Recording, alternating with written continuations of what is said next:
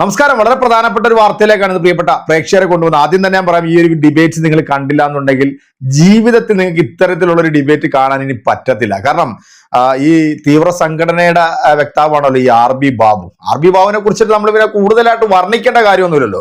വായിന്ന് വീഴുന്നത് മൊത്തം തെമ്മാടിത്തരവും തെണ്ടിത്തരവും വിഷം തുപ്പലുമാണ് ഈ സാധനം സാധാരണ ചാനലിനകത്തൊക്കെ വന്നിരുന്ന് നടത്തിക്കൊണ്ടിരിക്കുക. എന്തായാലും ഈ ചലം ചാനൽ എന്ന് പറയുന്ന ഒരു ഊള ചാനലിനകത്ത് നിത്യ സന്ദർശകനാണ് ഈ പറയുന്ന ആർ ബി ബാബു. അതോടൊപ്പം തന്നെ ചില വിഷജന്തുക്കളൊക്കെ വന്നിരുന്നുണ്ട് വാർത്തകൾ ഇങ്ങനെ നിരന്തരം ഒരു സമുദായത്തെ കുറിച്ചിട്ട് ഇങ്ങനെ പറയാൻ വേണ്ടി മാത്രം ഉണ്ടാക്കി വെച്ചിരിക്കുന്ന ഒരു മുണഞ്ഞ സെപ്റ്റി ടാങ്ക് ആണ് ഈ ചലം ചാനൽ.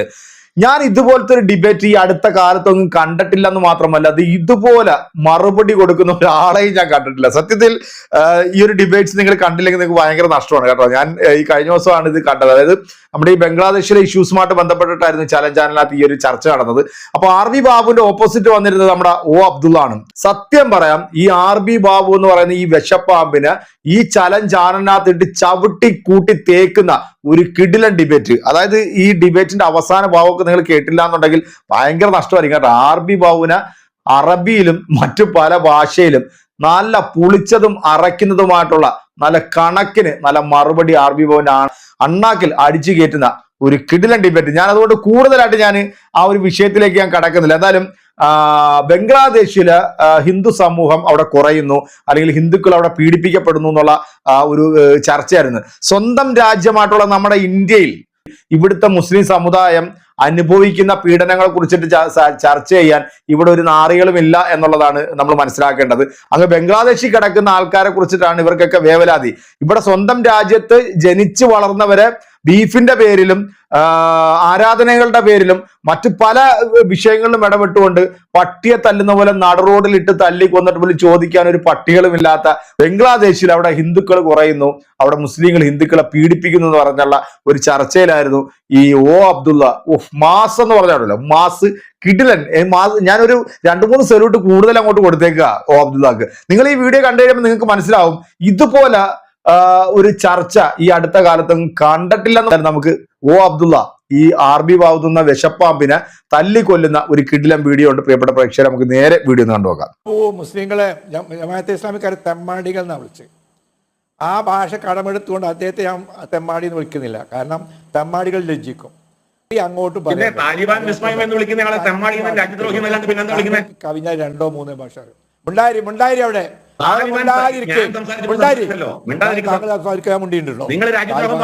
അവിടെ മുണ്ടായിട്ടോ. അവിടെ മുണ്ടായിരിക്കേ. ഞാൻ പറയാനുള്ളത് പറയുമ്പോ താങ്കൾ മുണ്ടായിരിക്കേ. ഞാൻ പറയും മുണ്ടാതിരിക്കാനാ പറഞ്ഞത്. മുണ്ടാതിരി. താങ്കൾ സംസാരിക്കും, ഞാൻ സംസാരിച്ചില്ല. അയാൾ മുണ്ടായിരിക്കാൻ പറയും. താങ്കൾ ആങ്കറാക്കി അയാളോട് മുണ്ടായിരിക്കാൻ പറയും. ഇടപെട്ടാല് സംസാരിക്കും. ഇപ്പോഴാണ് ഉണ്ടാകായത് ഞാൻ ഉണ്ടായിരിക്കാൻ പറഞ്ഞിട്ട്. അപ്പം ഇത്തരം കാര്യങ്ങളിൽ നമ്മൾ അഭിപ്രായ വ്യത്യാസം ഉണ്ട് വിചാരിച്ച് മാന്യത കളഞ്ഞു കൊടുക്കരുത്. സമുദായത്തെ ഒന്നടങ്കം തെമ്മാടികൾ എന്നൊക്കെ പറയുന്നത് വിചാരിച്ചിട്ടാണ് കലാപങ്ങൾ ഈ സബ് കോണ്ടിനെന്റ്, ഇന്ത്യൻ സബ് കോണ്ടിനെന്റിൽ മര്യാദ ഞാൻ വിടും. 5 ഭാഷ ഞാൻ തെറി പറയും, മനസ്സിലായിക്കോ.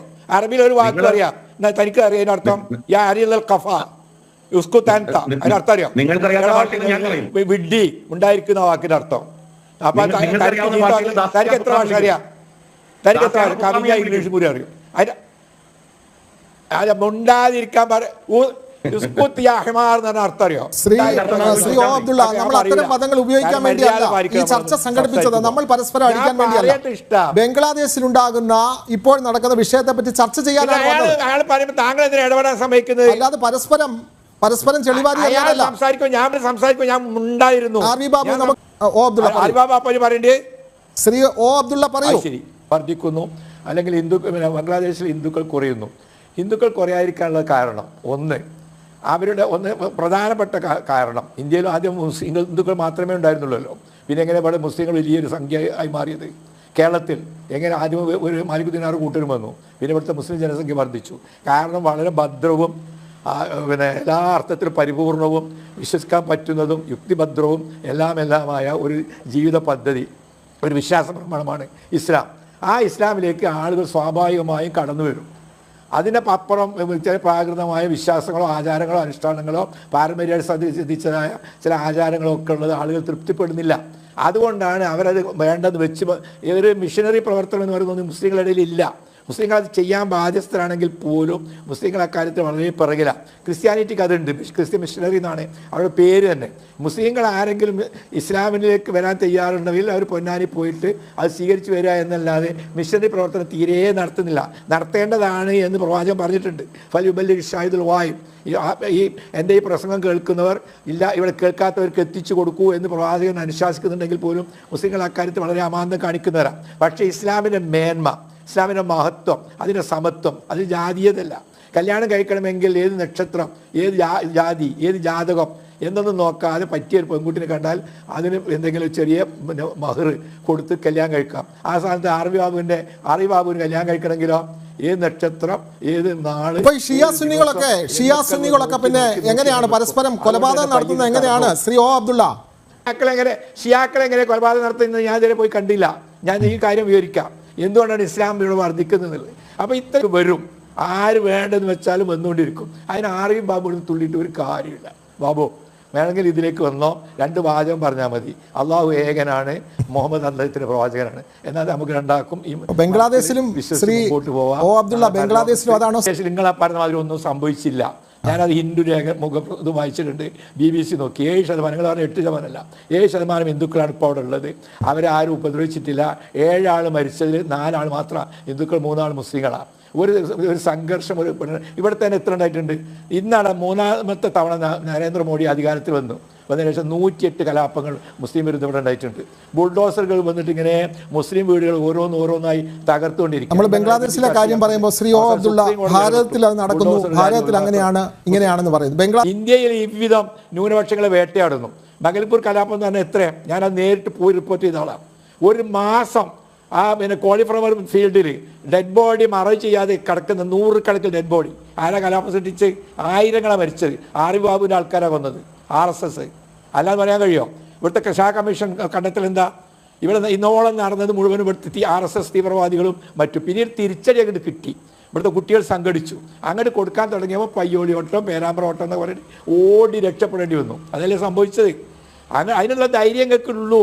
അതാ ഞാൻ ഇടയ്ക്കിടയ്ക്ക് വരാറ്. മിലിറ്ററിയെ മാറി നിൽക്കുകയാണെങ്കിൽ നിങ്ങളെ കൈകാര്യം ചെയ്യാത്ത മുസ്ലിങ്ങളുടെ ഈ എണ്ണസംഖ്യ. കാരണം 20% ഇവിടുത്തെ പാവപ്പെട്ട ഹിന്ദുക്കൾ നിങ്ങളെ ഭാഗത്തില്ല. നിങ്ങൾ ഈ തീവ്രവാദികളായ ചെറിയൊരു വിഭാഗം, അതിനെ നേരിടാൻ മുസ്ലിങ്ങൾക്ക് ഒരു പ്രശ്നമില്ല. ഞാൻ ഇടയ്ക്കിടയ്ക്ക് പറയാം, നിങ്ങളെ ഞങ്ങൾക്ക് പേടിയില്ല. അത് വീണ്ടും ആവർത്തിച്ച് പറയാം. ആറ് വിഭാഗമൊക്കെ മുസ്ലിങ്ങൾ ആൺകുട്ടികളെ കണ്ടിട്ടുണ്ടെങ്കിൽ മണ്ടിയിട്ട് സ്ഥലം മതിയാലോ ബാബു കേട്ടോ. മനസ്സിലായി? മാസ് കൊല മാസ് എന്ന് പറയാതിരിക്കാൻ എങ്ങനെ പറ്റും അല്ലെ? ഇത്രയും ഗംഭീരമായിട്ടുള്ള ഒരു ഡിബേറ്റ് ഈ അടുത്ത കാലത്തൊക്കെ ഞാൻ കണ്ടിട്ടില്ല. ഇനി നിങ്ങൾ കണ്ടിട്ടുണ്ടെന്നുണ്ടെങ്കിൽ നിങ്ങളുടെ കമന്റ് അറിയിക്കുക. എന്താണെങ്കിലും RB ബാബു എന്ന വിശപ്പാമ്പിനെയും ഈ ചാനലിന്റെ ഈ അവതാരകനെയും ഒരു മൂലയ്ക്ക് അടിച്ചൊതുക്കിയിരുത്തി അണ്ണാക്കി പിരിവെട്ടിയത് കണക്കല്ലേ ഈ 2 വാണങ്ങളെയും ഈ ചാനലിനകത്തിട്ടോ ഒ അബ്ദുള്ള തലങ്ങും വിലങ്ങും മർദ്ദിച്ചത്. എന്താണേലും RB ബാബുവിനോട് ലാസ്റ്റ് പറഞ്ഞിട്ടുള്ള ചില ഡയലോഗൊക്കെ നിങ്ങൾ കേട്ട് കാണും അല്ലെ?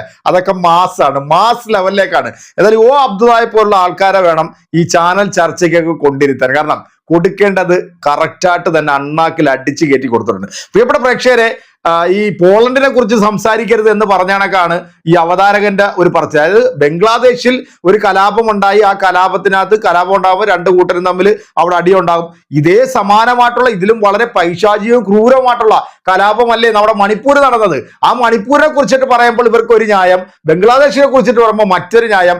എവിടെയാണെങ്കിലും അക്രമങ്ങളെ നമ്മൾ ആരും പ്രോത്സാഹിപ്പിക്കുന്നില്ല.